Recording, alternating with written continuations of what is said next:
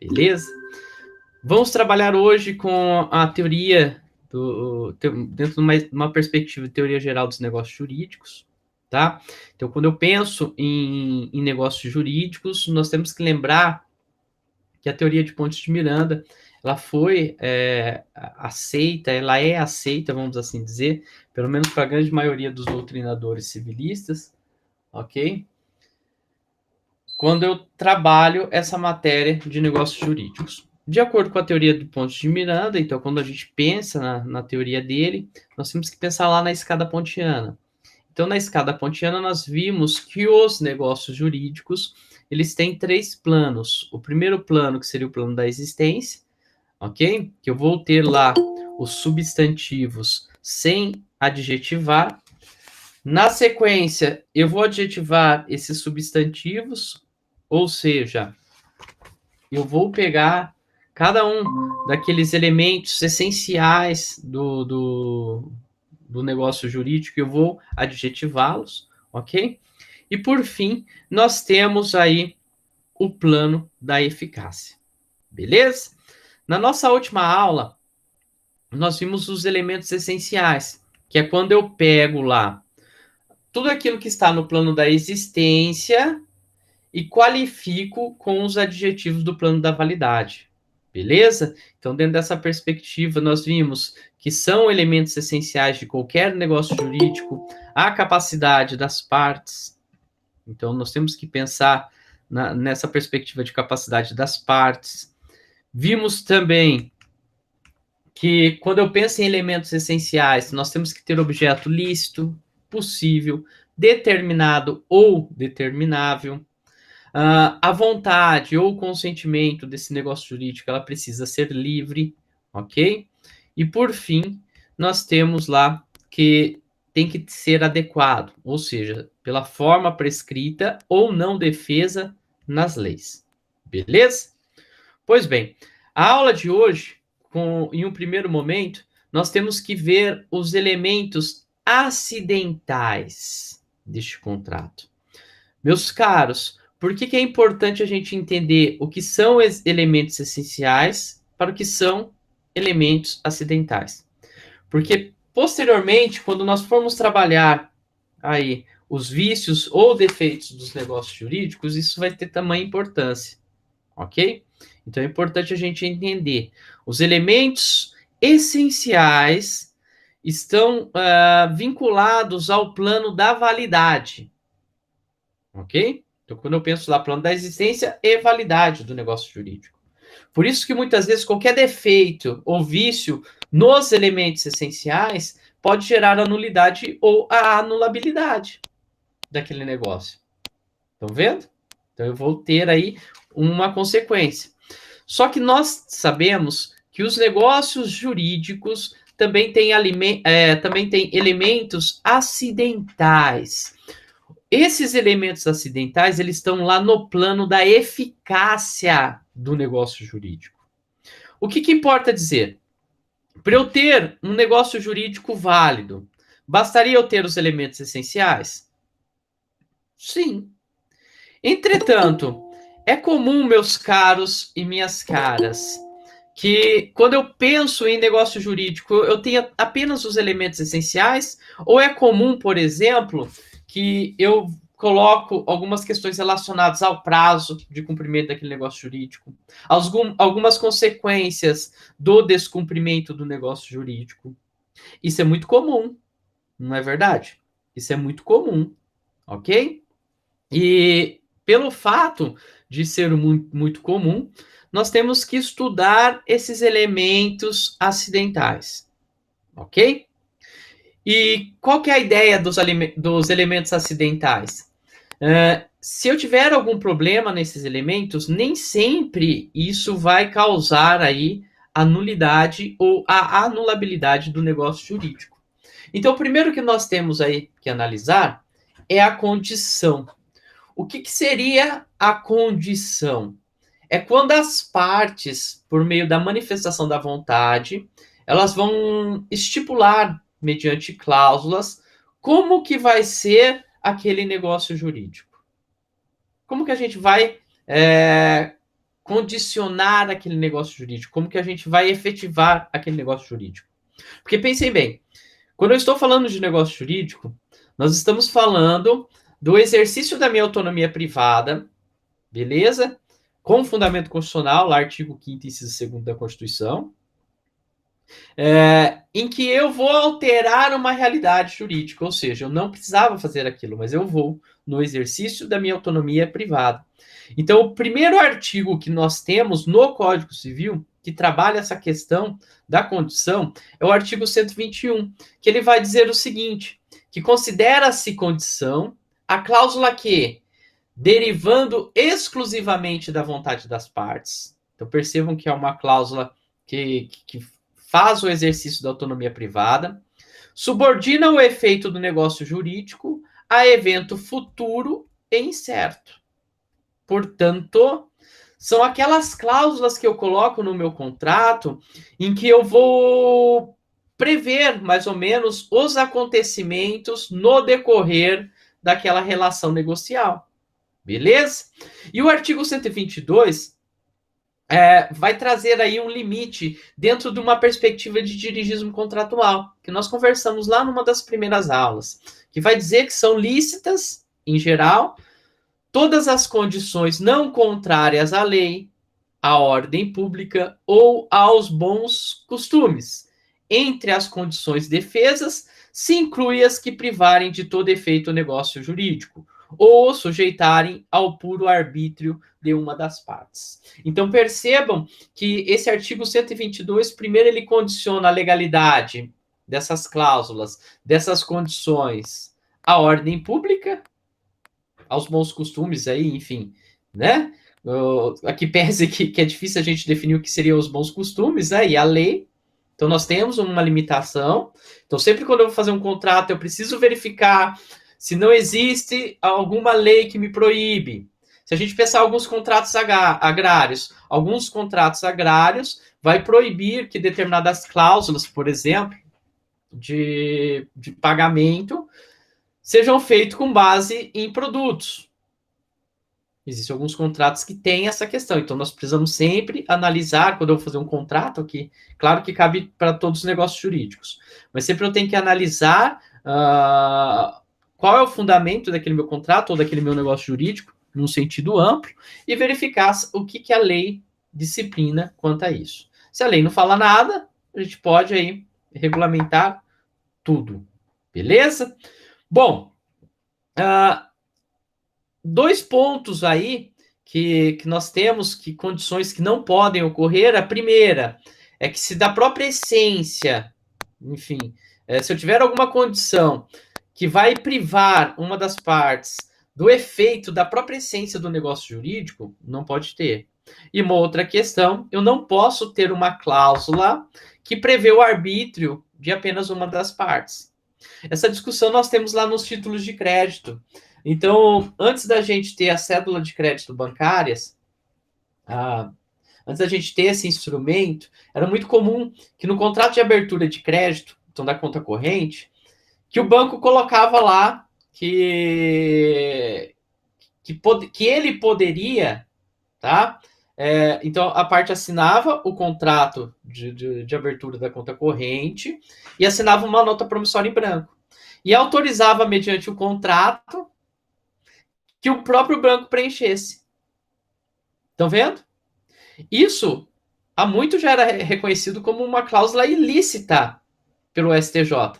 Por quê? Por força aí da parte final do artigo 1122. Beleza?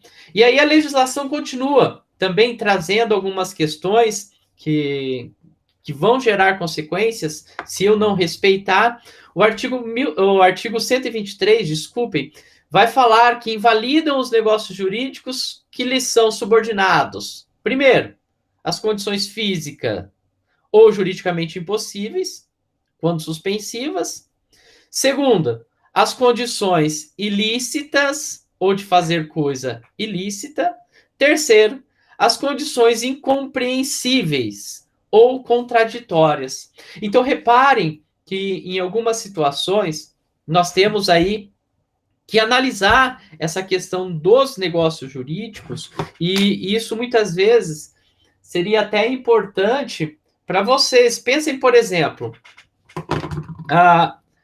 as partes vão fazer um acordo, ok? Um acordo em um processo de guarda, e nesse acordo eles estipulam uma guarda alternada. Só que a mãe mora nos Estados Unidos e o pai no Brasil.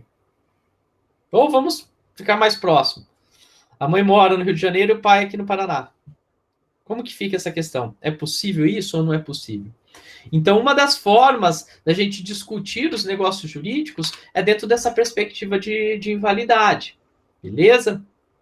E o artigo 1124, ele pega e traz lá que tem-se por inexistentes as condições impossíveis, quando resolutivas, e as de não fazer coisas impossíveis.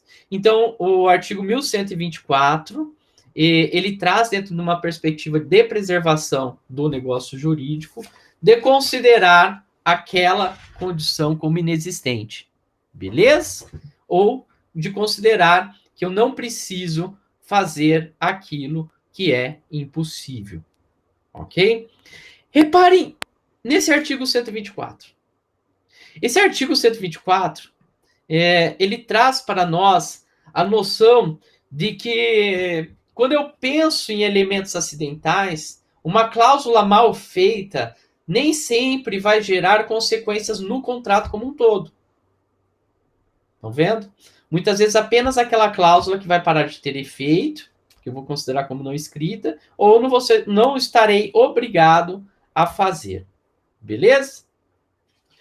O segundo elemento acidental que nós temos, que é muito comum, ok? Seria o termo. O que é o termo? Eu penso em colocar esse elemento acidental, então o termo dentro do negócio jurídico, para que eu tenha a eficácia desse negócio jurídico quando ocorrer um evento futuro e certo.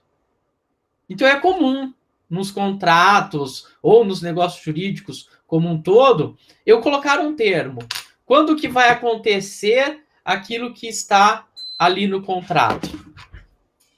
Quando que vai acontecer? Quando acontecer a X questão. Beleza? Então é muito comum a gente ter também esse elemento acidental. O próximo que nós temos aí vai ser o encargo ou modo, tá? Que vai trazer para nós como que vai ser o ônus de cumprir aquele negócio jurídico. Como que vai ser? Ou qual que é o ônus relacionado dentro da minha liberalidade contratual ou da minha liberalidade negocial, pensando no negócio jurídico como um todo. Beleza? Pense em a discussão recente, que nós vamos conversar também futuramente, que é do jogador Messi. Vocês viram a discussão do Messi? Foi a Márcia que entrou agora, né? Vocês chegaram a ver essa discussão do Messi ou não? Ele fez um contrato, tá? Em que até um determinado lapso temporal ele poderia sair do clube sem nenhum problema. Sem pagamento da multa contratual. Só que o que acontece? Veio a Covid, porque esse prazo ele dava certinho com o final do campeonato europeu lá. Só que veio a Covid e o campeonato europeu acabou se estendendo. E ele está querendo agora sair. Ou seja, o prazo dele, se não me falha a memória, era até junho. E agora, em agosto, ele comunicou ao clube que ele quer sair. Então, a gente tem essa discussão aí contratual, se pode ou não pode. Tranquilos? Bom, um último ponto que a gente tem que ver dessas questões é um ponto até interessante, porque ele valoriza bastante a autonomia privada, e ele vai surgir aí com o atual Código de Processo Civil, que são os negócios jurídicos processuais. Tá? Quem aqui já militou na área do direito do trabalho sabe que esse tipo de negócio jurídico processual era até comum. nas audiências trabalhistas de você fazer. Então, por exemplo, você tinha uma audiência inicial e você já saía dessa audiência inicial sabendo qual que é a data para você apresentar a defesa, qual que era a data para a parte impugnar os documentos e a data da audiência de instrução. Eventualmente, na audiência de instrução, você já saía com a data da sentença. Então, era muito comum você ter um calendário. Mas vem o Código de Processo Civil, que valoriza a autonomia privada. Ele traz uma ideia de eticidade para nossas normas processuais. Então, eu tenho que seguir muito a ideia de boa-fé, a ideia de colaboração processual. E ele vem e possibilita os negócios jurídicos processuais. Quando ele possibilita os negócios jurídicos processuais, ele plasma do direito material para o direito processual aquelas regras de negócios jurídicos. Ou seja, as partes podem convencionar entre si, ok? Algumas questões processuais. Mas quais são as condições? Então, o próprio Código estabelece. Então, o artigo 190 do Código de Processo Civil, ele vai e diz o seguinte: versando o processo sobre direitos que admitam autocomposição, é lícito às partes plenamente capazes estipular mudanças no procedimento para ajustá-lo às especificidades da causa e convencionar sobre os seus ônus, poderes, faculdades e deveres processuais, antes ou durante o processo. Quando ele diz isso, um advogado diligente, claro que faria antes, não é verdade? Então, no próprio negócio jurídico, então no contrato, vamos imaginar, entre dois empresários, eu já faria esse negócio jurídico processual. Temos bastante discussões aqui, tá? Pensa em contratos de locação. A lei de locação diz que se o contrato de locação não tiver uma garantia, você pode ter o despejo em sede liminar. É comum que as imobiliárias, por meio do negócio jurídico processual, mesmo num contrato como garantia, prevê a possibilidade do despejo liminarmente. Nós temos uma discussão se isso seria válido ou não, mas isso é uma realidade no nosso dia a dia. Ok? E o parágrafo único, ele vai trazer aí, dentro da ideia do controle do juiz. Então, quer dizer, o juiz, ele passa a ter uma perspectiva mais de fiscalização do que uma perspectiva ativa, tá? Eu já vi alguns casos de juízes, por exemplo, peticionarem, agora na pandemia, sugerindo às partes que façam a prova testemunhal por meio de declaração no tabelionato. Poderia ser feito isso por meio do negócio jurídico processual? Poderia. É claro que teria que ser algo muito tranquilo para você fazer isso, né? Tipo, eventualmente que você não tenha nenhuma questão de suspeição das testemunhas, mas enfim, existe essa possibilidade. Estão vendo? Então, o parágrafo único do artigo 190, ele pega e vai dizer, ó, de ofício ou requerimento, o juiz controlará a validade das convenções previstas nesse artigo. Então, vejam bem, o juiz vai analisar tudo isso aqui que nós estamos falando da teoria geral do negócio jurídico, tá? Ele não entra no mérito do que foi combinado. Recusando-lhes aplicação somente nos casos de nulidade ou de inserção abusiva em contrato de adesão, ou em que alguma parte se encontre em manifesta situação de vulnerabilidade. Então, aqui a gente já tem um problema. Por quê? Nós temos aí a concepção de contrato de adesão. Aquele contrato de aluguel que eu falei é um contrato de adesão? Não é necessariamente contrato de adesão, é um contrato tipo. Tá? Então, a gente tira essa questão. Mas e a segunda parte? A parte se encontra em manifesta situação de vulnerabilidade. Aí nessa me parece que teria um problema aquele contrato de locação que faz o negócio jurídico processual, permitindo o despejo liminar. Por quê? Me parece que quem está numa condição superior é o locador. Porque o locatário, ele procura uma imobiliária, então a priori ele não é cliente da imobiliária, enquanto o locador já é um cliente fixo. não é verdade? E ele só se torna cliente daquela imobiliária naquele caso específico, naquele contrato específico. É claro que a imobiliária ela tende a fazer mais do que o locador quer, né? O proprietário. Então, me parece que seria uma situação aí de vulnerabilidade de uma das partes. Nós não estamos num contrato totalmente paritário, beleza? Por essa situação. Mas, enfim, esse artigo aqui, 190, ele dá muita discussão. E o último artigo que nós temos aqui, claro que o objetivo da aula não é esgotar esse tema, mas é só a gente lançar esses questionamentos e essas possibilidades, porque, de repente, vocês, na condição de promotores, vocês podem dar palpite para as partes, opinar, né? Para que as partes façam, de repente, um negócio jurídico processual. Estão vendo? Nada impede. Ou vocês também, na condição de parte, podem fazer isso daí. Beleza? Então, o artigo 191, ele vai falar do calendário processual. Tá? Então, se o artigo 190 ele dá uma ampla liberdade para as partes, ele dá o poder às partes, o 191, o juiz tem que participar. Pois, afinal, o calendário também afeta ele, não é verdade? Porque senão eu iria com a parte adversa falar, vamos fazer um calendário processual, que daqui 5 dias você faz isso, daqui 5 dias eu faço isso, e daqui 15 dias o juiz dá a sentença. Não dá, né? Então, o artigo 191 ele vai dizer, de comum acordo, o juiz e as partes podem fixar calendário para a prática dos atos processuais, quando for o caso. Parágrafo 1º. O calendário vincula as partes e o juiz, e os prazos nele previstos somente serão modificados em casos excepcionais, devidamente justificados. Claro que falar em prazo para juiz muitas vezes é complicado, não é verdade? E parágrafo 2º, que é uma questão muito importante, dispensa-se a intimação das partes para a prática de ato processual ou a realização de audiência, cujas datas tiverem sido designadas no calendário.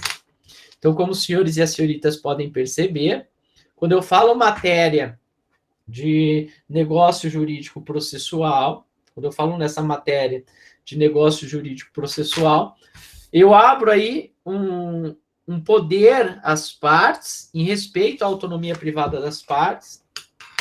E muitas vezes, eu sei que é difícil a depender da concepção do juiz, né? Se você tem um juiz mais intervencionista, dele aceitar que as partes, de fato, acordem sobre como a melhor forma de resolver o problema. É claro que nos litígios do dia a dia, isso daqui não é tão importante, mas isso aqui vai ganhar importância quando nós começarmos a pensar em questões um pouco mais complexas. Estão vendo? Estão percebendo? Quando a gente começar a pensar em negócios jurídicos no âmbito empresarial, por exemplo. Então, aí começa toda essa problemática. Tranquilos essa parte, meus queridos e minhas queridas? Tudo ok? Vamos lá. Vamos lá, Elô. Gostei do sorrisinho. Vamos firme.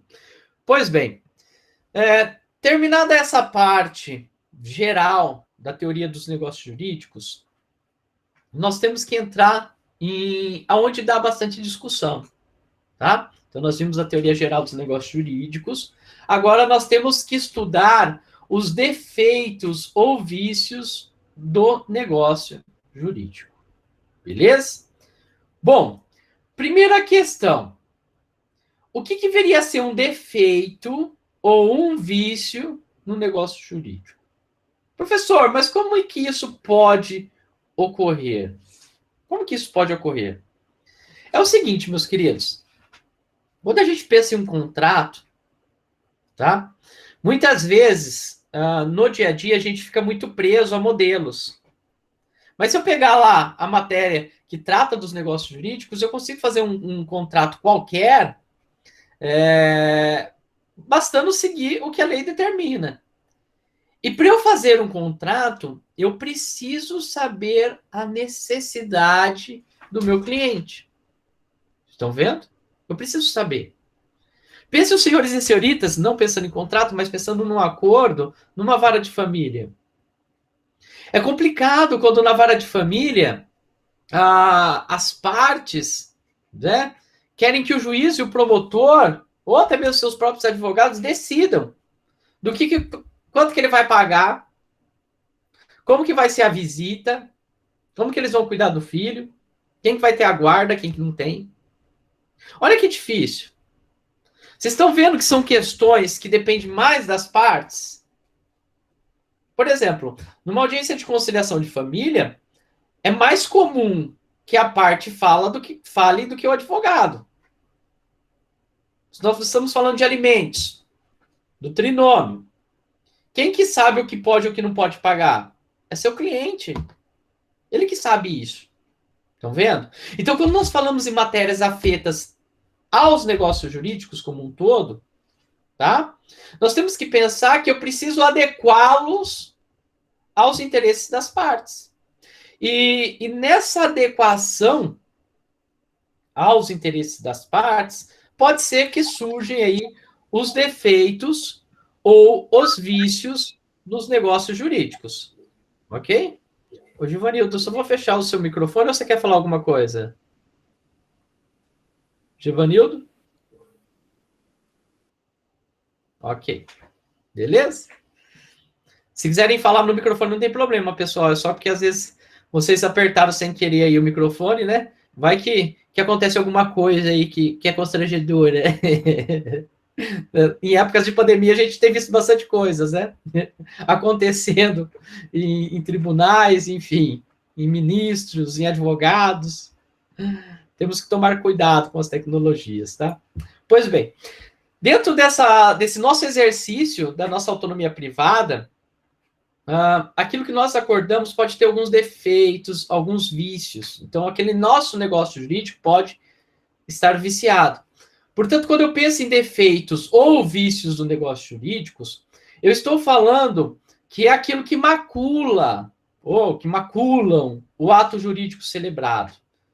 Seja atingindo a sua vontade, então, de certa forma, aquele defeito ou aquele vício atinge diretamente a minha vontade, ou que gera aí uma repercussão social. Que nós vamos ver que alguns defeitos, como a simulação, o problema dele é mais sob o ponto de vista social.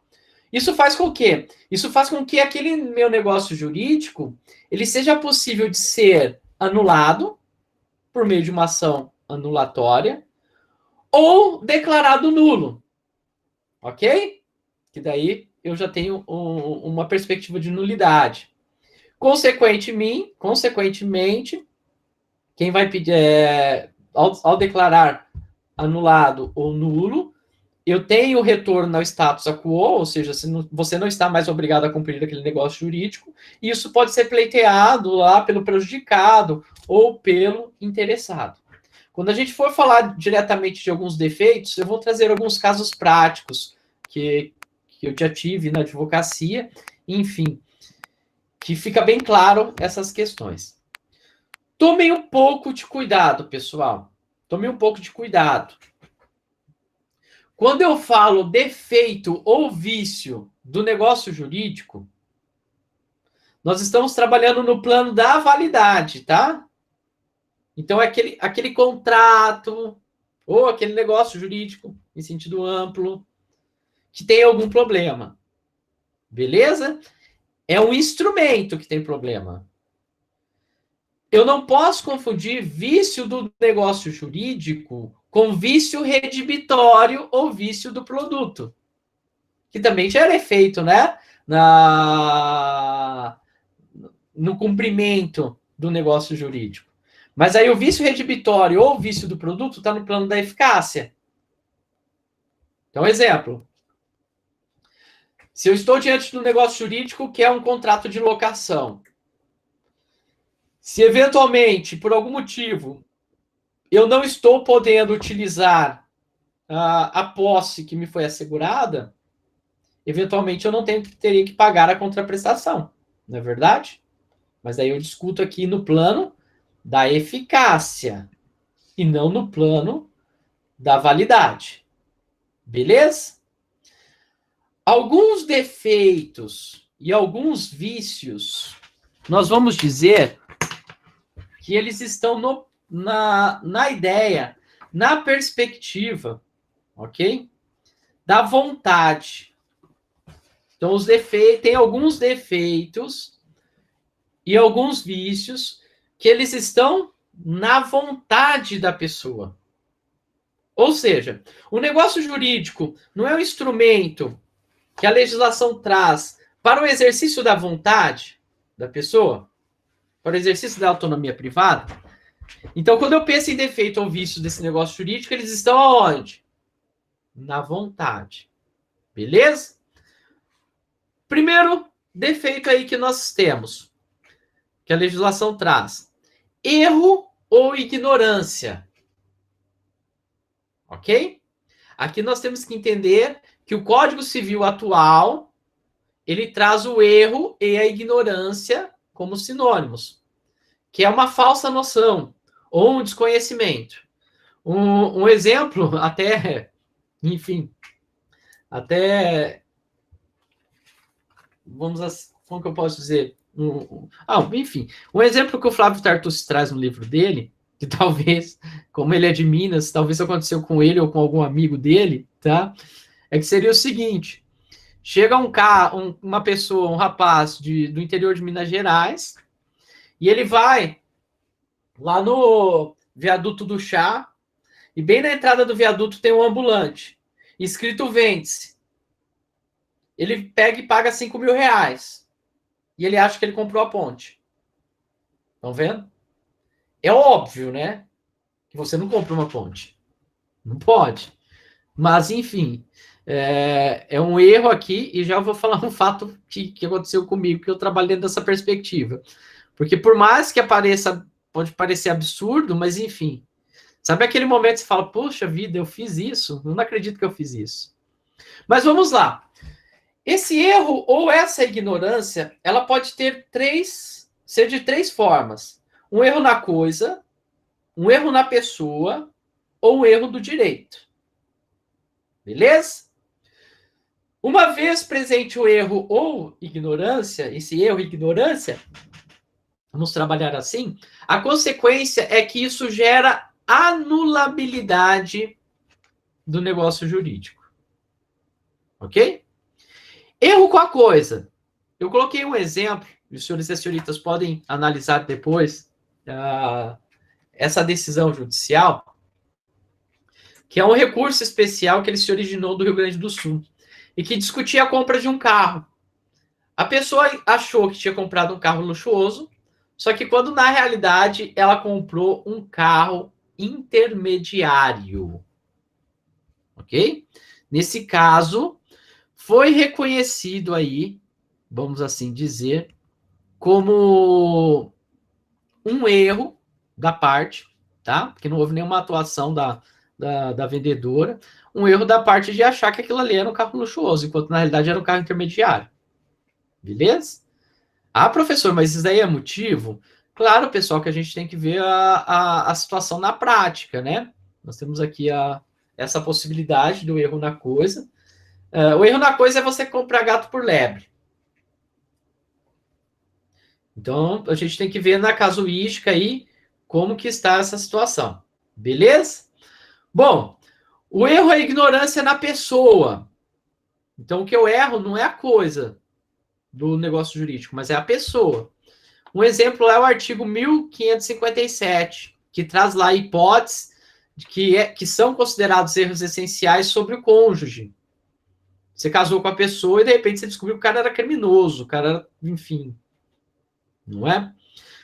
Discussão contemporânea que a gente pode fazer é o seguinte: os transexuais. Olha o problema que nós temos.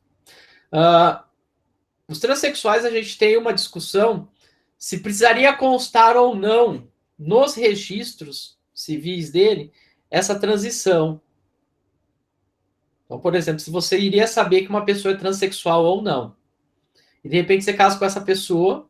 Então eu, Fábio Brasileiro, vou casar com uma pessoa.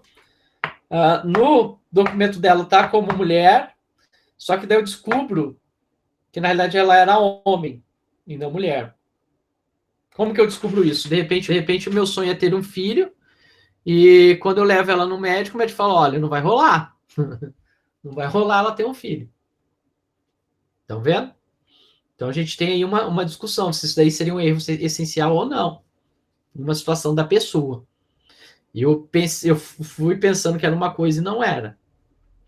Bom, e uma terceira possibilidade de erro é ignorância, mas que daí nós temos um problema prático, de acordo com a lei de introdução às normas de direito brasileiro, que seria o erro de direito. Por que é um problema? Porque a lei de introdução, ela vem e fala o seguinte, olha, ninguém pode falar que desconhece a lei. Ninguém pode falar que desconhece a lei. Mas, eventualmente, eu fiz um negócio jurídico e acabei fazendo devido a um erro ou uma ignorância que eu tinha referente à lei. Um exemplo aqui seria o seguinte: eu tenho um determinado ponto comercial, tá? A lei de locação ela possibilita uma ação chamada ação renovatória. O que é essa ação renovatória? É quando você tem os requisitos da lei, então você está há mais de 5 anos com o contrato escrito, há mais de 3 na mesma atividade, enfim. E você propõe essa ação entre 1 ano e 6 meses antes de acabar o último contrato escrito. Bom, eu tenho que verificar o seguinte: no caso, eu fiz um contrato de locação achando que eu não tinha mais o direito de ação renovatória. Eu acabei pagando bem mais caro. E de repente eu percebo, e depois eu percebo que eu tive o direito da ação renovatória. Então, em tese, eu poderia pleitear a anulabilidade deste contrato posterior. Ok? Pois bem, aqui nós temos que diferenciar o que é erro essencial. Então, quando eu estou diante de erro essencial, isso gera anulabilidade. Só que nós podemos ter também erros acidentais ou erro acidental. Que o erro acidental ele vai dizer vai dizer respeito a elementos que são secundários do negócio jurídico. Então, que está lá no plano da eficácia. Tá? Que, de certa forma, não altera, vamos assim dizer, o conteúdo daquele negócio jurídico. E o erro acidental, ele está lá no artigo 142. Então, ele diz, o artigo 142 do Código Civil vai dizer o seguinte: o erro de indicação da pessoa ou da coisa, a que se referir a declaração de vontade, não viciará o negócio quando, por seu contexto e pela circunstância, se puder identificar a coisa ou a pessoa cogitada. Vamos pensar, você faz um contrato de compra e venda, ou de promessa de compra e venda de um imóvel, e lá está lote 10 da quadra 20. E na realidade era o lote 20 da quadra 10. Estão vendo? O fato de estar errado essa questão, por si só, não é fundamento para você anular o negócio jurídico. Ah, professor, e como que eu poderia provar isso? Por qualquer meio de prova. Hoje é muito comum mandar foto pelo WhatsApp, enfim, mandar tudo pelo WhatsApp, e de repente lá no WhatsApp ficou demonstrado que você queria outro lote, o vendedor não vai poder falar, ah, não, você assinou esse lote aqui. Não, pera lá. Aqui nós estamos num erro acidental, que pode ser corrigido. Beleza? Existem outros exemplos também. Tem um caso que foi julgado no Tribunal de São Paulo, em que foi comprado uma apólice de seguro, só que a esposa acabou comprando no CPF vinculado do falecido marido. E aí o banco não quis pagar, né? A seguradora não quis pagar, melhor dizendo. Nesse caso ganhou porque entendeu como um erro acidental. Beleza? Bom, a segunda possibilidade de defeito ou vício do negócio jurídico está relacionado com a vontade é o dolo. O que seria o dolo? O dolo seria um artifício ardiloso. Então, quando a pessoa utiliza-se de um artifício para que você faça aquele negócio jurídico. E aqui eu conto uma história minha, meus caros e minhas caras. Essa história minha, ela pode entrar aqui dentro da ideia de erro, tá? Ou ignorância, como também um dolo. Pois bem, um dia eu recebi uma ligação de uma telemarketing do consórcio Volkswagen. E ela me oferecia um consórcio, tá? Consórcio é uma fria, gente. Meu Deus do céu. Um negócio que não valia a pena. E ela me oferecia um consórcio e eu sou muito pé atrás com essas vendas online. Eu fui anotando tudo que ela falava. Eu falei, nossa, mas esse consórcio é bom, hein? Eu falei, esse vale a pena. Mas aí, como a esmola era demais, eu peguei e desliguei. Falei, não, não quero, mas mesmo assim, fiquei falando, caramba, é bom. Isso eu tava no escritório. Bom, a telemarketing já sacou que eu fiquei com o pezinho atrás, meio que de querer, me ligou novamente, isso eu estava chegando em casa. E me ligou novamente, conversa vai, conversa vem, conversa vai, conversa vem, conversa vai, conversa vem. E ela falou assim, bom, você quer... Ah, a Elo está com a cara aberta. Aí sim. Aí o consórcio pegou e falou, a moça do consórcio falou assim, olha, você quer um consórcio para você comprar o veículo agora ou você quer para investir? Como se consórcio fosse investimento, né? Mas enfim, já começa o problema aí. Eu falei, não, eu quero para ter o veículo agora. Era de um... Nem lembro de qual carro que era. Mas era de um carro do valor de uns 100 mil reais. Falei, nossa, vou tá lindo, né? Ela falou, então eu vou te colocar num grupo que é um grupo especial para pessoas que querem investir, porque daí sai antes. Eu falei, nossa, nunca ouvi falar isso, né? Pensei comigo. Mas, enfim, eu conheço alguns amigos que fizeram consórcio, que aqueles que eram sorteados até as primeiras 10 parcelas não precisava pagar mais. Eu falei, ah, então ter uma diferenciação, tudo bem. Conversa vai, conversa vem. Eu peguei e falei, ah, mas, enfim. E ela falou, aguarde aí que eu vou verificar se há vaga nesse grupo. Eu, beleza, eu já imaginei que era um grupo em andamento, enfim, porque isso é comum no consórcio, né? Feita tudo, fiquei lá quase uma hora para ela conseguir fazer todos os procedimentos, ela me mandou o boleto, eu paguei. Paguei o boleto, veio a carta da Volkswagen, tudo certinho, lindo. Nossa senhora, eu já estava quase até comprando um carro novo, né? Falei, opa, daqui uns dias eu tô com essa carta contemplada. Primeira assembleia, eu vou lá. Ah, não, primeira assembleia, ela me manda um WhatsApp, falou, ó, você vai ter que pagar, aqui a primeira parcela que eu paguei não teve assembleia. Ela falou, você vai ter que pagar aqui para você poder participar. O vencimento é no dia 16, só que paga hoje, porque a gente mostra para o banco que você é uma boa pessoa e aumenta a sua chance de ser contemplado. Eu falei, nossa, mas que consórcio diferente, né? Eu falei para ela, mas se vence dia 16, por que precisa pagar hoje? Ela falou, não, rapaz, paga hoje. Paga hoje que a gente mostra. Eu falei, isso aumenta a minha chance? Conversa pelo WhatsApp. Ela falou, sim. Aumenta sua chance. Eu falei, bom, a pessoa tá falando, né? Enfim, eu achei estranho, mas paguei. Provavelmente ela tinha meta para cumprir, né? Beleza. Chega a primeira assembleia, eu entro lá para ver os contemplados, um consórcio de, sei lá, 360 pessoas. Foram contemplados 10 cotas, por lance ou por sorteio. Eu falei, opa, cadê as cotas especiais, né? Porque até então eu era especial. Eu tava achando que eu era VIP nesse consórcio. Falei, nossa, achou. Aí, beleza. Já fiquei com o pé atrás. Mas, enfim, correria do dia a dia, acabei não ligando. Na segunda vez que veio, ela veio com a mesma conversa de antecipar pagamento. E daí eu falei para ela, eu falei, olha, a possibilidade que há de contemplação desse consórcio, quais são? Quais são as possibilidades? É só por lance ou sorteio? Aí isso eu falei por WhatsApp. Aí ela me ligou. Né? Falando, peraí que eu vou te ligar. Ela me ligou. Aí eu falei, não, a minha pergunta é simples. A possibilidade que há nesse consórcio é por lance ou por sorteio? Ela falou sim. Eu falei, então você deve estar de brincadeira com a minha cara. Porque se é por lance ou por sorteio, não interessa se eu paguei no dia 1º ou no dia 16. O que interessa para o banco, o agente financeiro, é que eu pague no dia, em dia. Eu não precisa antecipar. Ah, mas daí eu virei um capeta com ela. Xingar ela foi pouco que eu fiz, ok? Enfim, depois de eu fazer tudo isso, eu peguei e pensei, falei, puta que pariu, mas como que eu fui tonto, né?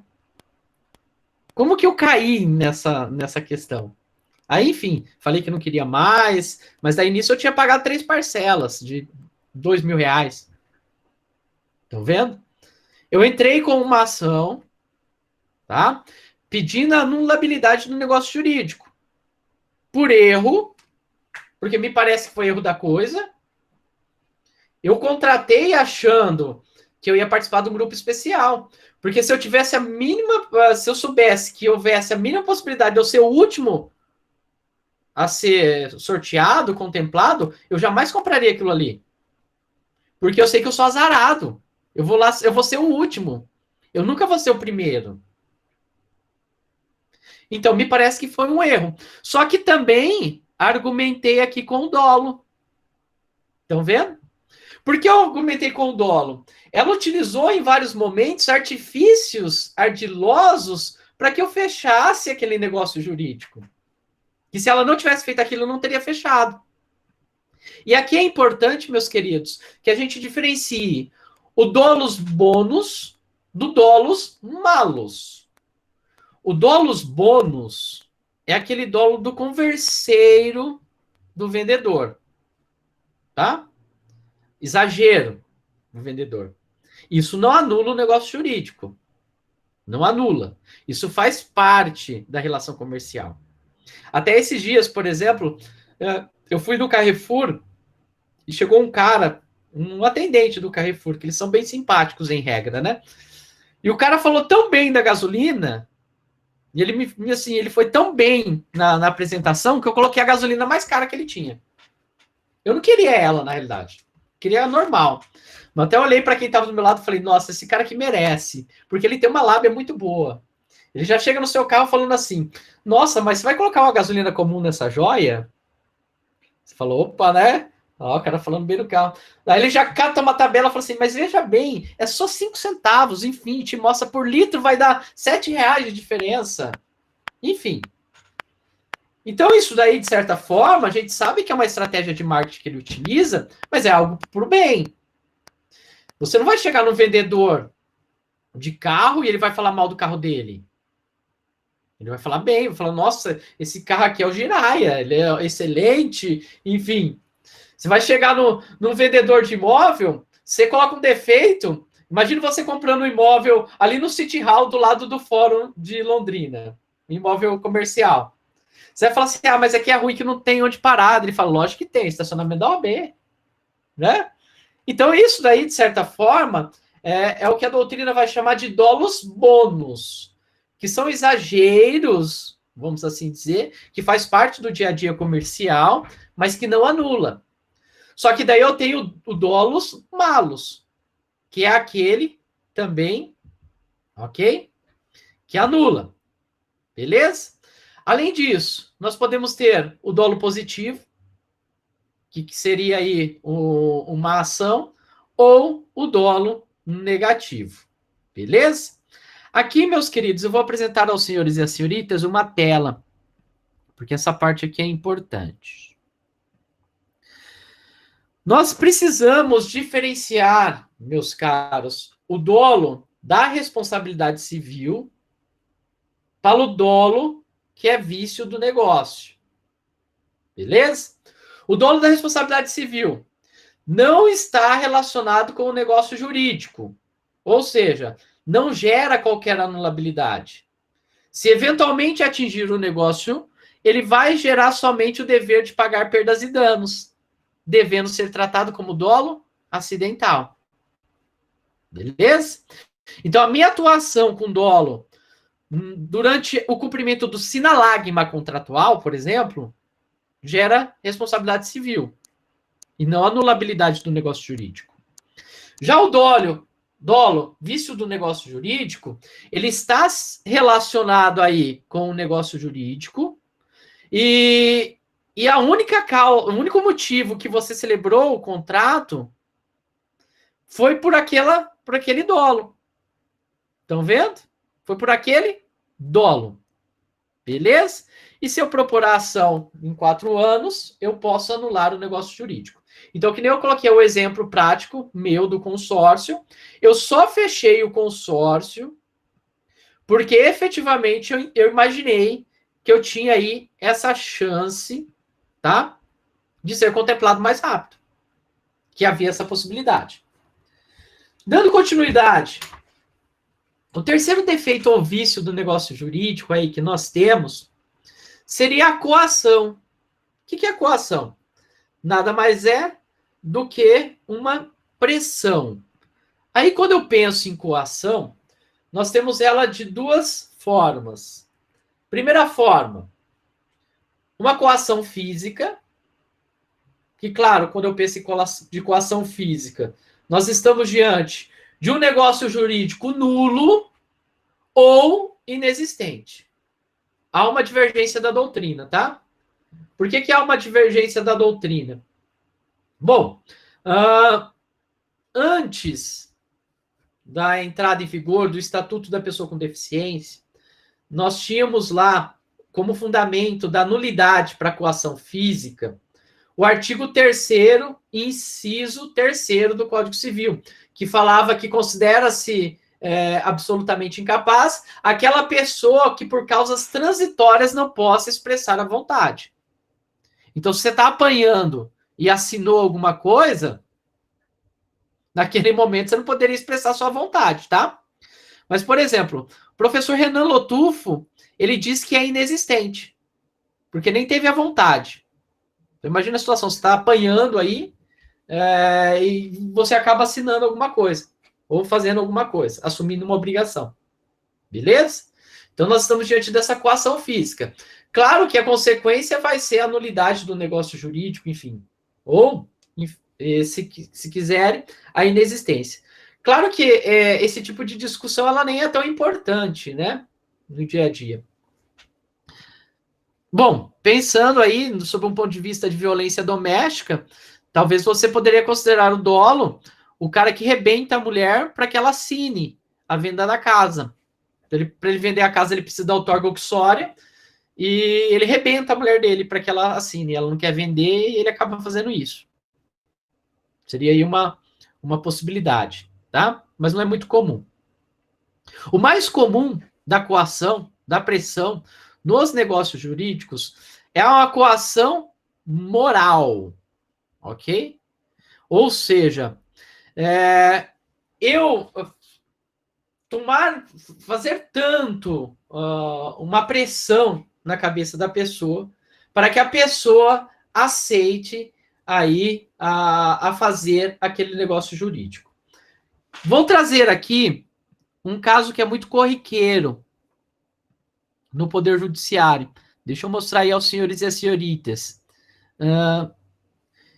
De maneira alguma, a gente está discutindo a questão religiosa aqui, tá? Nós estamos discutindo um caso específico que fala sobre doação à igreja. E os casos que são mais comum é da Igreja Universal. Tá? Então é muito comum que o Poder Judiciário se depare com essa situação. Então esse caso aí, esse agravo em recurso especial, na realidade ele nem aceitou as argumentações, manteve lá o que o tribunal aqui do Paraná disse. Então o recurso especial nem foi analisado, tá? Não foi recebido, não foi conhecido. A síntese fática, havia uma campanha chamada Fogueira Santa. O autor tinha um carro, se não me falha a memória, era um Palio, mas era um carro assim, não muito valioso, vamos assim dizer. O autor estava com depressão, provavelmente por problemas financeiros, e ele acaba sendo coagido moralmente a fazer a doação em dinheiro. E o medo que colocavam na cabeça dele era de não obter sucesso na resolução de seus problemas de ordem econômica. Então é muito comum, quando a gente fala nesse tipo de situação, que as pessoas posteriormente acabam entrando com a ação. Porque o que acontece?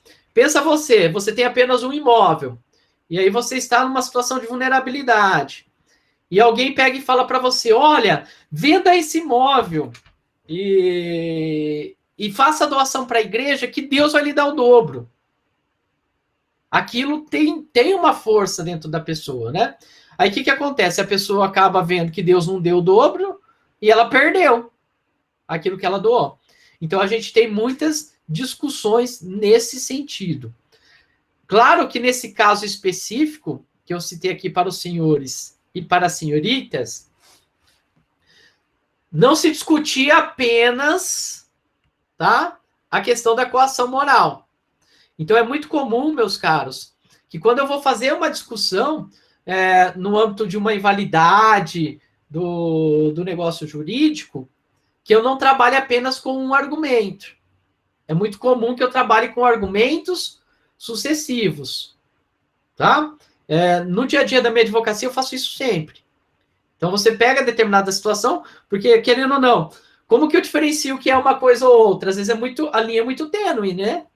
Então, é bom você trabalhar com argumentos sucessivos. Enfim, e pode ser que o juiz acata os dois. Fala, aqui aconteceu isso e aquilo, e considera como inválido. Vamos lá. O quarto vício ou defeito que nós temos aí da vontade é o estado de perigo. O que eu considero como estado de perigo? É aquele estado, né, que a pessoa está diante de um perigo que vai acometer ela própria, ou pessoa da sua família, ou algum amigo, enfim, alguém que seja muito próximo. E isso é possível do quê? É possível que eu faça a anulação do negócio jurídico. Um exemplo que alguns autores trazem, que seria o seguinte: você chega com seu filho acidentado e o cara ele pega um procedimento que cobraria 5 mil e ele cobra 100 mil reais para fazer a cirurgia. Você estando diante do estado de perigo, você poderia aí discutir a anulabilidade desse negócio jurídico. Claro, pessoal, que aqui, quando a gente pensa em anulabilidade do negócio jurídico, a priori, significaria que o pai não precisaria pagar, não é verdade? Mas aqui me parece que, como matéria de defesa, caberia para o médico, claro que primeiro você vai pedir a improcedência, né? Mas caberia para o médico colocar e requerer que, se eventualmente o juiz reconhecesse como anulável aquele negócio jurídico, com base no enriquecimento sem causa, que a parte fosse obrigada a pagar os 5 mil. Não é verdade? Porque também não seria lógico, né? Aqui, meus queridos, é um problema muito grande, porque muitas vezes interfere muito nos contratos. Vamos pensar aqui para nós do direito. Quantas vezes pessoas que atuam na esfera penal não cobram valores altíssimos para tirar o cara da cadeia? Pensem bem. Muitas vezes nós sabemos que, enfim, às vezes já tem até parecer do promotor pela liberdade da pessoa, e o advogado cobra lá 50, 100 mil reais, fala, te tiro da cadeia. Estão vendo? É um tipo de discussão que poderia ser feita. Se daí, dentro da ideia do estado de perigo, né? Para ser preso lá no Crislon, né? Que acho que falou hoje, que está com Covid. Você está para ser preso lá.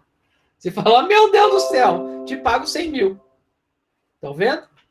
Então, assim, são discussões que dá para a gente pensar também, fazendo uma análise crítica da nossa própria área também. Que é fácil falar do médico, né? Falar do médico pode, do advogado não pode. Tranquilos? Vamos lá.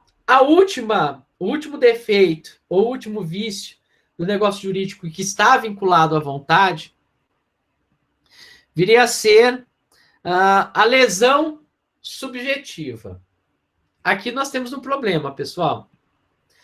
Por mais que nós vimos que o Código Civil ele vai trazer aí para nós uma ideia de operabilidade, muitos autores vão dizer que isso daqui é extremamente difícil de você entender o que é. Olha o que é lesão subjetiva. Olha o que está escrito aí, até compartilhei, aparecerá na tela dos senhores, o artigo 157 do Código Civil. Ocorre a lesão quando uma pessoa, sobre premente necessidade ou por inexperiência, se obriga à prestação manifestamente desproporcional ao valor da prestação oposta. Ok? Parágrafo 1º. Aprecia-se a desproporção das prestações segundo os valores vigentes ao tempo em que foi celebrado o negócio jurídico. Parágrafo 2º. Não se decretará a anulação do negócio jurídico se for oferecido suplemento suficiente, ou se a parte favorecida concordar com a redução do proveito. Olha que complicado essa questão, porque me parece que essa situação ela se assemelha muito ao estado de perigo. E aqui também entraria até a própria discussão que eu fiz do advogado, não é verdade? Então vamos ver aí a diferença da lesão para o estado de perigo, tá? Na lesão, o elemento subjetivo seria a premente necessidade ou inexperiência. Então, no caso do advogado, eu vou preso, mas eu não estou em estado de perigo. Então, eu tenho a necessidade daquilo e pago fundos imundos. No estado de perigo, o elemento subjetivo estaria lá, no perigo que acomete o próprio negociante, pessoa de sua família ou amigo íntimo, sendo que esse perigo de conhecimento do outro negociante. Então, a outra parte tem que saber o perigo. O elemento objetivo da lesão, prestação manifestamente desproporcional, que seria uma lesão objetiva, tá? O elemento objetivo do estado de perigo, obrigação excessivamente onerosa. Beleza? Bom, na lesão, eu aplicaria uma revisão negocial, isso até mesmo pela regra expressa do artigo 157, parágrafo 2º, seria uma hipótese de mera subsunção, então eu teria que renegociar esse contrato, e no estado de perigo entraria aquele entendimento que eu falei para os senhores e para as senhoritas, né? Que visando a conservação contratual, que o médico argumentasse a título sucessivo na contestação, ok? Na contestação, para que se mantesse o negócio jurídico, que ele tivesse o direito de receber, então, o valor que se entendesse como adequado.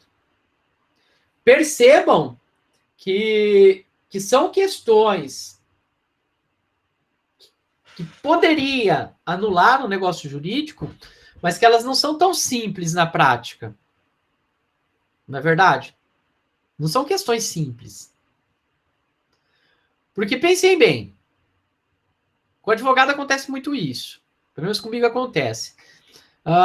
Algumas vezes eu fecho o contrato, depois que eu fechei o contrato, eu comecei a trabalhar, a parte vem e fala, poxa, doutor, o cara lá cobrou 20% do que o senhor cobrou. É complicado, não é? Aí eu olho para a pessoa e falo, olha, você me desculpa, mas enfim, cada profissional tem o seu valor, mas quando você me procurou aqui, eu te falei, você sabia as minhas condições pessoais, e eu te cobrei esse valor, você aceitou, enfim. Agora, se pegar, dependendo de alguém recém-formado, é óbvio que ele vai cobrar menos que eu. Né? Então, você procura um médico no Albert Einstein. Você já sabe que a facada vai ser grande. Não é verdade? Então, assim, são algumas questões que eu tenho aí uma faixa cinzenta, o que é muito nebuloso. Muito nebulosa, melhor dizendo. É muito nebulosa. Beleza? Mas, enfim, a depender do interesse do seu cliente, você tem algumas hipóteses para discutir, né? Enfim, para pelo menos mostrar algum serviço nessas questões. Bom, nós vimos então essas 5 hipóteses que a legislação traz. 2 são novas do Código, são novas, né? São do Código de 2002, que já não é tão novo assim, já é maior de idade, mas são 5 hipóteses que a nossa legislação atual traz, sob o ponto de vista da vontade. Só que nós temos 2 hipóteses também, que eu considero defeito ou vício do negócio jurídico, mas eu considero como social. Então, são sociais. São vícios, são defeitos sociais. O que isso quer dizer? Que sempre, que quando eu estou diante de um vício ou um defeito social, eu tenho um negócio jurídico nulo e não anulável. Mas eu já vou trabalhar com vocês aqui que, na prática, isso é bem difícil. Bom, o primeiro instituto que nós temos é a fraude contra credores. O que é a fraude contra credores? A fraude contra credores, ela nada mais é quando eu tenho um elemento subjetivo, que é a intenção de prejudicar o meu credor, e eu tenho um elemento objetivo, a atuação em prejuízo do meu credor. Reparem que desculpem, que fraude contra credores é diferente de fraude à execução. Então eu posso ter aí essa fraude contra credores, algumas disposições onerosas de bens com intuito de fraude. Então eu tenho um conluio fraudulento e um evento danoso. Ou eu posso ter uma disposição gratuita de bens ou remissão de dívida, que daí nesse caso bastaria o evento danoso. Em ambas situações eu preciso de uma ação para que declare isso. Percebam que essa fraude contra credores é uma fraude do direito material, que ela dá fundamento para uma ação pauliana. Dá fundamento para uma ação pauliana. Imagine a seguinte situação. Eu não estou falando que existe processo ainda. É pré-processual. Mas eu tenho um imóvel que eu fiz um contrato de compra e venda. Uma promessa de compra e venda. E eu faço a cessão de créditos para um terceiro. Porque eu sei que eu tenho bastante credores, que eu vou ter problema. Estão vendo? Seria uma hipótese aí de fraudes contra credores. Então, nós estamos falando de uma questão sem processo, tá? Diferente lá do que nós temos no Código de Processo Civil. Agora, vamos entrar aqui no segundo e último defeito ou vício do negócio jurídico, que tem essa característica social. Então, eu vou mostrar aqui aos senhores e às senhoritas o artigo. O artigo 67 vai trazer aí a simulação. Meus caros, quando eu penso em simulação, nós estamos diante de um vício social. Ou seja, é um negócio jurídico nulo. Beleza? Ele não está ligado à vontade da pessoa. Ele está ligado a uma questão social. Então, o artigo 167, ele vem e vai dizer que vai ser nulo, que haverá simulação. Olha aí o parágrafo primeiro.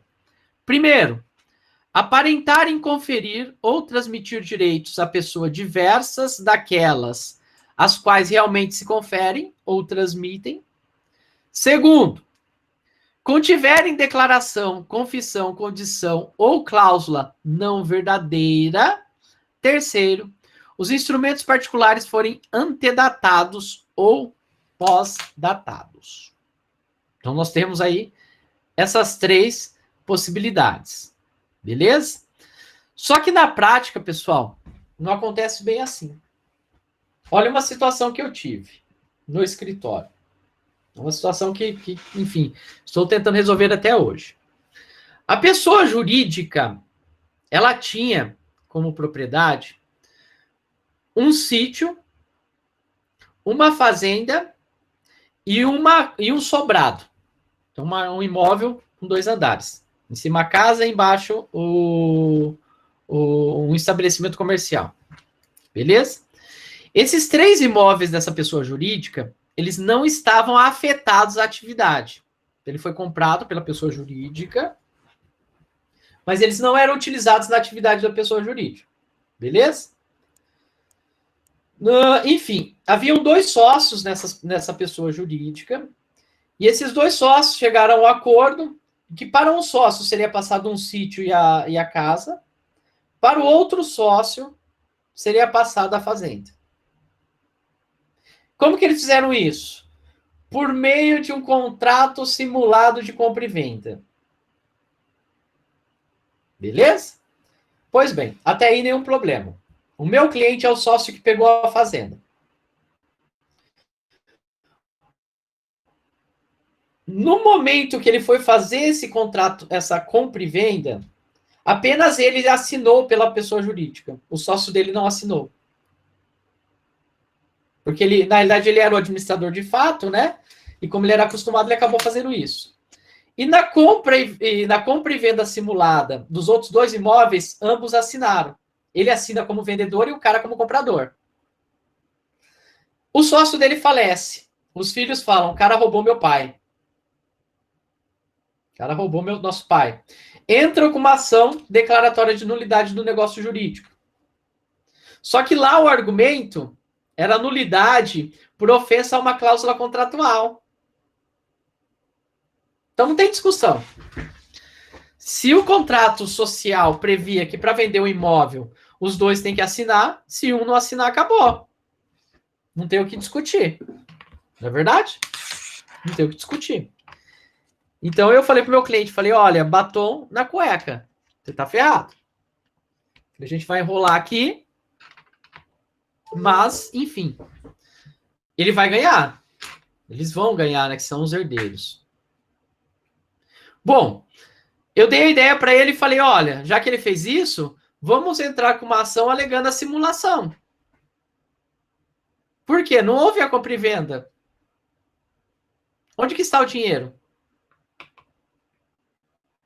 Se ali fala que pagou, cadê o dinheiro na contabilidade da empresa?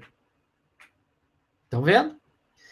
E claro que para eu alegar a simulação, eu não poderia alegar apenas na perspectiva do meu cliente, porque senão fere a boa-fé objetiva, né? O venire contra factum pro. Ninguém pode utilizar da sua própria torpeza. Então, o que eu alegava? Que aquilo ali foi feito para fraudar dívidas fiscais que a empresa tinha. Tá? Durante a instrução processual, ficou demonstrado nas provas que aquele valor não foi pago para a empresa, ou seja, uma clara simulação. Mas mesmo assim, ambos os processos foram julgados improcedentes. Argumentos dos juízes. Foram juízes distintos. Que aquela declaração feita ali naquele documento público, na escritura pública, ela teria valor. Estão vendo? Por que eu estou citando esse exemplo? A forma como nós temos atualmente de ver a simulação é algo meio que novo. Porque a simulação, inclusive se vocês pegarem o livro do Tartucci, ele vai trabalhar do novo tratamento da simulação. A simulação ela não é vista mais dentro da perspectiva da vontade da pessoa, mas dentro de uma perspectiva social. Conseguem perceber? A simulação do negócio jurídico, ela ofende a eticidade. Ela ofende a sociabilidade. Só que não é comum, enfim, não é fácil você conseguir provar isso no Poder Judiciário. Beleza? Bom, entrando aqui na última parte do negócio jurídico, então a gente tem que ver lá, agora, rapidamente, para entrarmos já na prescrição e decadência, senão não dá tempo. A teoria das nulidades, tá? Então eu vou mostrar aqui um quadro que eu fiz com base no livro do Tartucci, que faz um paralelo aí do negócio nulo e do negócio anulável. Então, quando eu penso em negócio nulo, nós estamos pensando dentro de uma perspectiva de ordem pública. Lembra lá? E que os negócios jurídicos não podem ofender a ordem pública? Isso é básico. Artigo 5º, inciso 2º da Constituição. Ninguém é obrigado a fazer ou deixar de fazer isso na virtude de lei. Mas se a lei falar que você tem que fazer, você tem que fazer. E negócio jurídico anulável, ele está dentro da esfera privada. É de ordem privada. Tá? Então, vocês, como futuros promotores, têm que ficar atentos a essas questões. Então, vamos lá. Um exemplo de negócio nulo é aquele celebrado por absolutamente incapaz, sem a devida representação. Lembrando que atualmente incapaz é só o menor de 16 anos. Mais ninguém.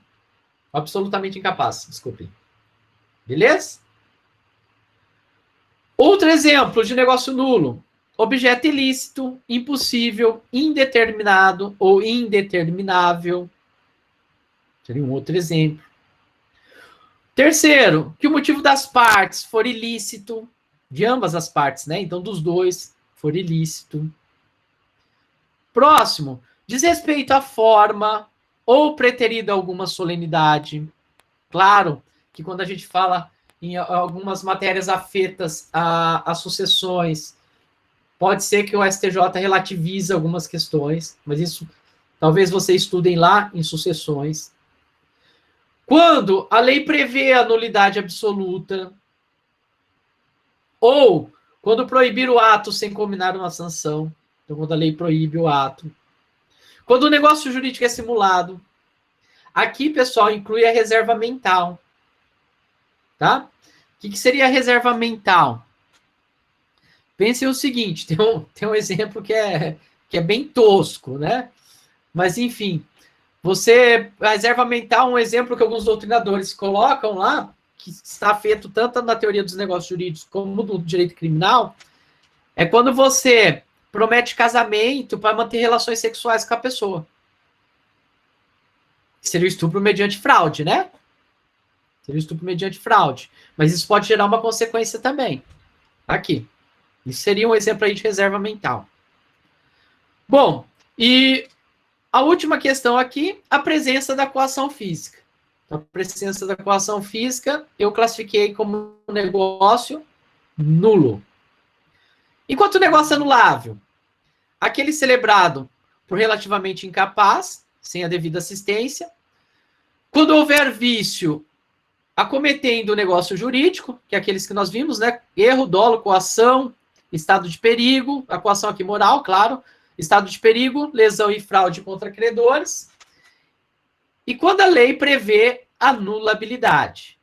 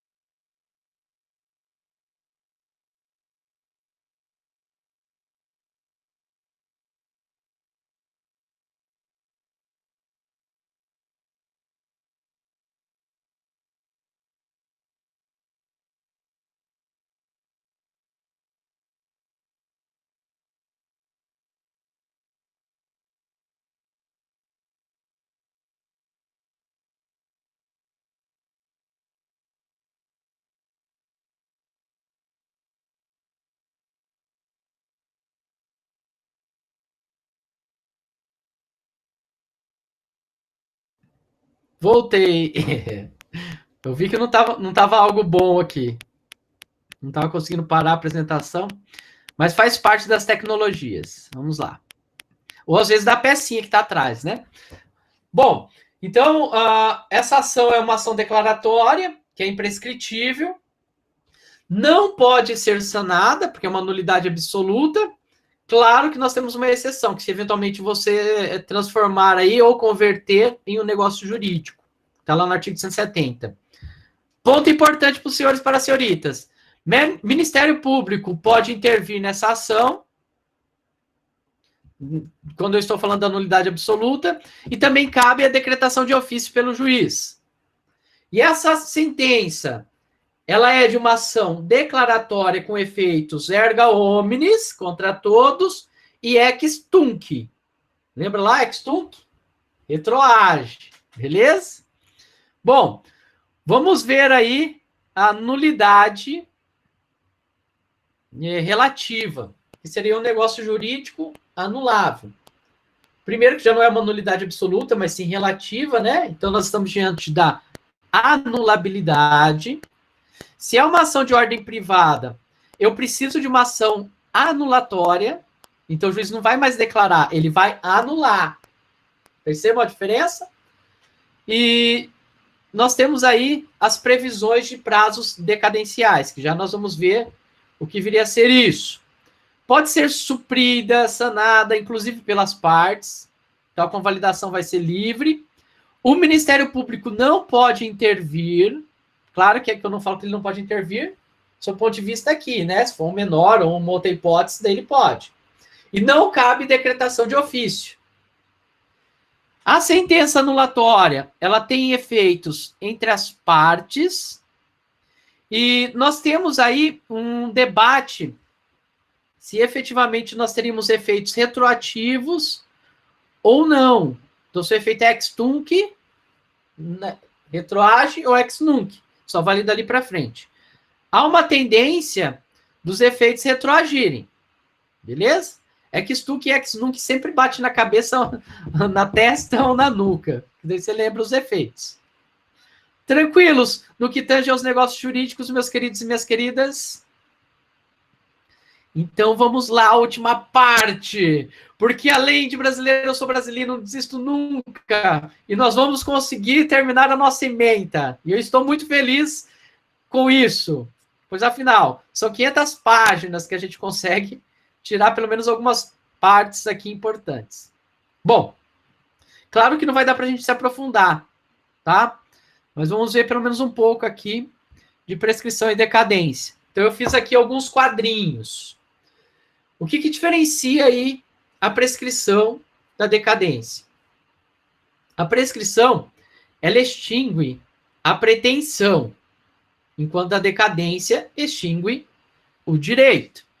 Então, exemplo, o caso que eu falei lá do Messi, o contrato dele previa que até uma data de junho, ele poderia sair do clube sem pagar uma multa bilionária. Passou o prazo, acabou o direito dele. Estão vendo? Então, a discussão que ele faz lá é porque ele alega que, devido à Covid, acabou ampliando o campeonato e, por isso, teria que ampliar o prazo. Mas o fato é que ali nós estávamos diante de um prazo decadencial. Passou o prazo, filho. Dançou. Quando eu penso em prescrição, são prazos legais. São prazos estipulados por lei. Quando eu penso em decadência, eu tenho prazos legais, mas eu também tenho prazos convencionais. Então, eu posso convencionar. Posso fazer um negócio jurídico. Prescrição pode ser decretado de ofício por juiz. Ok? Decadência, a legal deve ser reconhecida de ofício pelo magistrado, mas a convencional não. Na convencional não. Beleza? Bom, essa questão aqui, se pode ser feita e reconhecida de ofício, nós temos algumas discussões práticas. Porque poderia o juiz, no recebimento da inicial, ele já verificar a prescrição e ele já declarar como prescrito e resolver o processo sem citar a parte? Me parece que não, tá? O juiz não pode, claro que não é comum, né? O juiz não vai ler ele vai dar uma olhada nos elementos iniciais e vai mandar prosseguir.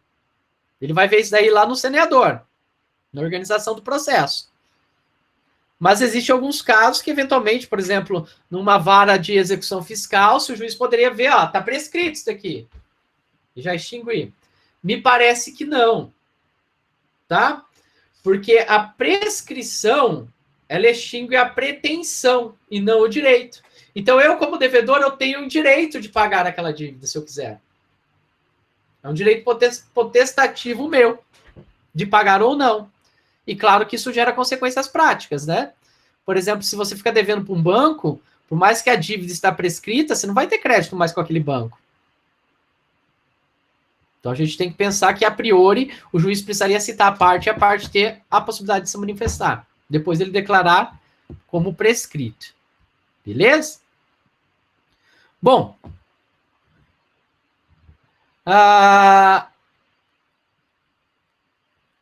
Quando eu penso em prescrição, a parte pode não alegá-la, então aquilo que eu falei, enfim, se eu quiser pagar, eu pago, e pode ser renunciado pelo devedor após a consumação. Então, se eu paguei algo prescrito, renunciei ao direito, beleza? A decadência legal não pode ser renunciada em qualquer hipótese, e claro, aí, a decadência convencional ela pode ser renunciada, porque ela é convencional. Prescrição não corre contra determinadas pessoas. Decadência já sim. Ela vai correr contra todas as pessoas, salvo os absolutamente incapazes, que são os menores de 16 anos. Quando eu penso aí em prescrição, deixa eu mostrar a outra parte da tabela.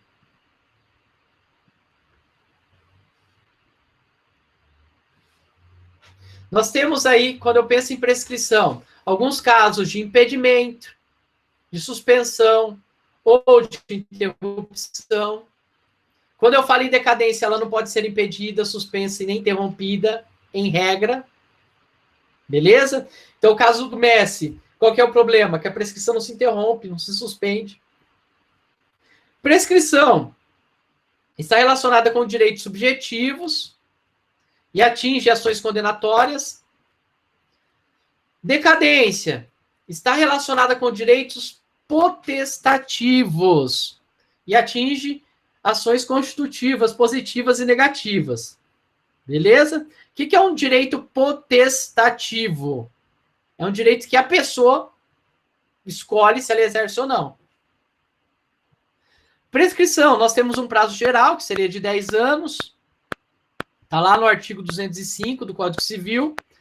Na decadência, não há um prazo geral, tá?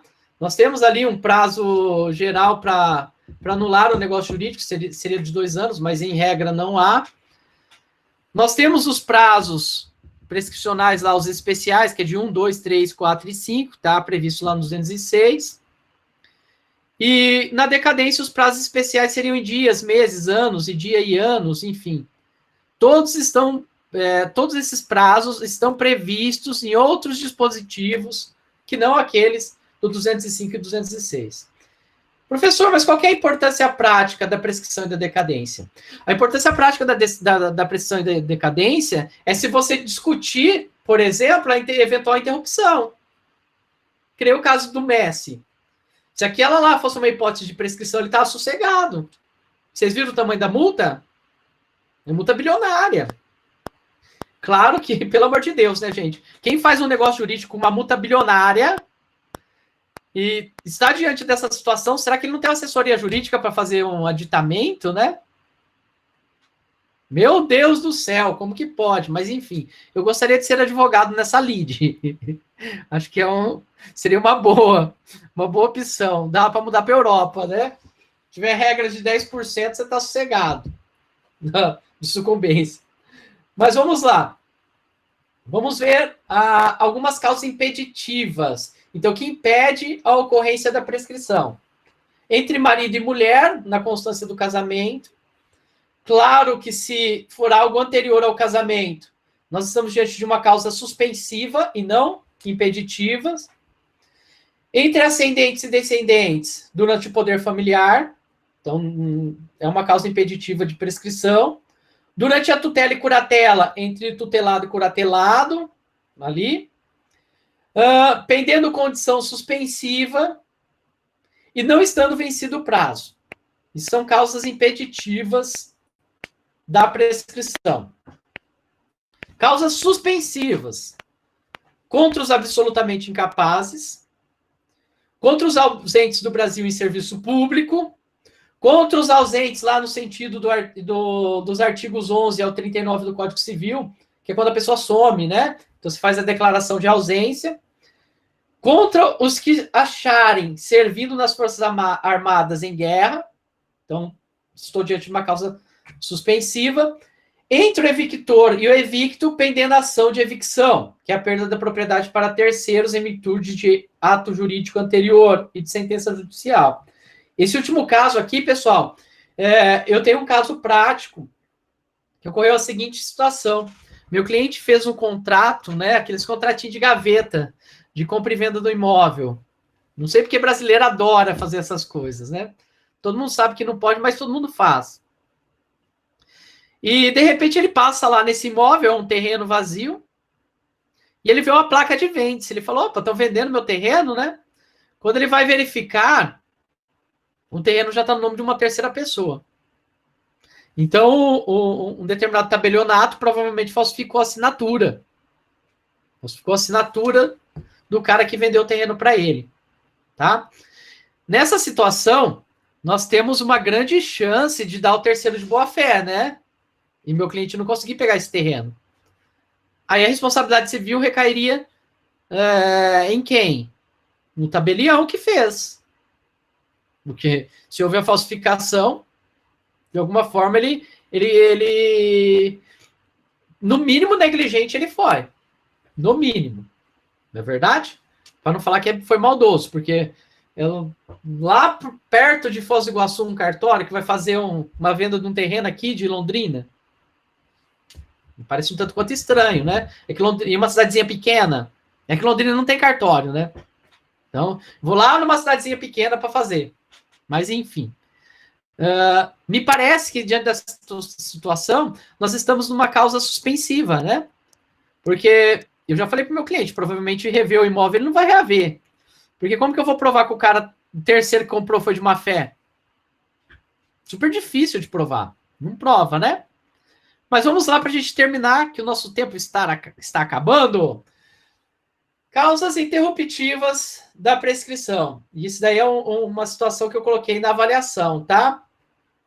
Estão lá nos artigos 202 e 204 do Código Civil. Despacho do juiz, protesto judicial e cambiário, apresentação do título de crédito em juízo de inventário, enfim, qualquer ato judicial que constitua o devedor em mora, ou qualquer ato inequívoco do devedor. Por exemplo, o pagamento aí de uma parcela. Tomem bastante cuidado, pessoal. Eu tenho lá minhas dúvidas se uma notificação extrajudicial teria força para interromper aí a prescrição. Tá? Porque o ato inequívoco, qualquer ato inequívoco seria do devedor. Seria do devedor. Beleza? Tranquilo, senhores e senhoritas. Deixa eu interromper